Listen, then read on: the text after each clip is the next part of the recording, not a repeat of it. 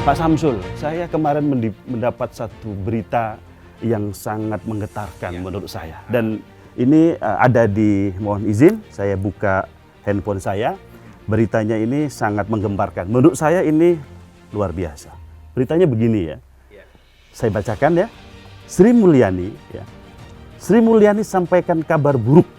Wah, kalau kabar buruk hati-hati ya. Berarti ini perlu waspada begitu ya. Ini perlu waspada, betul. Indonesia terancam ikuti jejak Sri Lanka. Ada apa dengan Sri Lanka? Kita langsung akan bertanya dengan Pak Samsul. Kalau saya itu justru berita gembira. Berita gembira? Luar biasa. Berita gembira menurut Pak Samsul.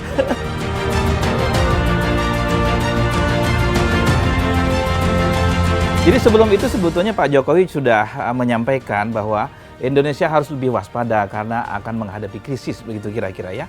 Dari Pak Jokowi, sahabat-sahabat semua. Tapi bagi saya ini adalah suatu berita gembira. Berita gembiranya di mana? Nah, ini kesempatan pertama adalah ketika mendengar kata krisis, ketika kebanyakan orang loyo tadi, maka itu saatnya untuk kita maju. Karena krisis menghilangkan kompetisi. Yang awalnya misalnya kompetitor kita 10, karena krisis 9 habis, kita tinggal sendirian.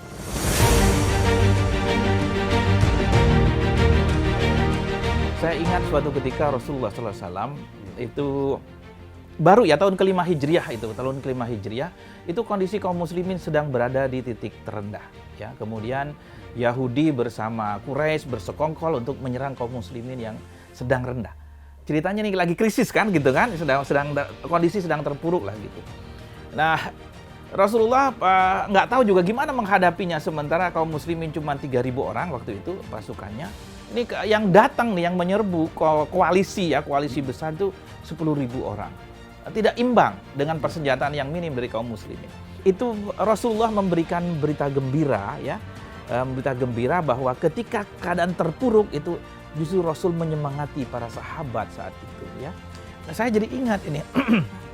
Kota mana yang tertaklukkan? Konstantinia kan gitu ya. Nah, ada hadis lain yang memberikan penekanan gitu Mas tadi ya. Hadisnya itu begini. La tuftahannal Konstantinia ya. Falani mal amir amiruha. Walani mal jais dzalikal jais. Akan ditaklukkan, dibebaskan kota Konstantinopel. Nah, kota Konstantinopel itu pada saat itu dibandingkan kota Mekah, Mekah itu nggak ada apa-apanya. Ya kok baru berdiri, baru 5 tahun berdiri kota itu. Sedangkan Konstantinopel sudah ratusan tahun. Dan kota itu, kalau dunia ini adalah satu negara, maka kota itulah yang pantas menjadi ibu kotanya. Nah, yang baru berdiri 5 tahun ini ngomong kita akan taklukkan kota itu. Gitu. Akhirnya begini saya mikir, kondisi krisis Rasulullah bicara begitu menurut hadis. Nah, la tuftahannal Konstantinia, falani'mal amiru amiruha. Sebaik-baik pemimpin adalah pemimpinnya. Nah, kondisi krisis nih, Rasul bicara begitu. Nah, kalau begitu kenapa nggak kita belajar ya? Kan ada Rasul mention nih, mendeklar ada pemimpin terbaik. Siapa pemimpin terbaik? Pemimpin yang membebaskan kota itu, kota Konstantinopel kan. Nah, lagi krisis. Nah, kenapa kita nggak belajar ke situ gitu? Oh, iya. Nah, sebagai pengobat bagi sahabat-sahabat pengusaha ketika mungkin merasa lagi terpuruk, lagi kondisi ada ancamannya ancaman ya.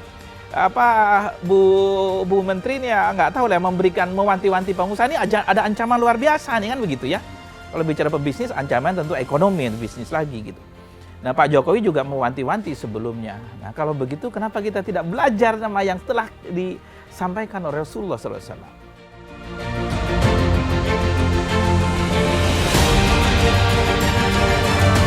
yang kedua kan falani'mal jais. Pasukan terbaik. Kalau bagi kita pebisnis kan kita juga punya pasukan namanya tim.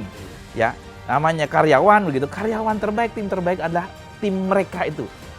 Dzalikal jais. Nah, kenapa kita tidak belajar pada kondisi yang katanya akan menghadapi krisis ini?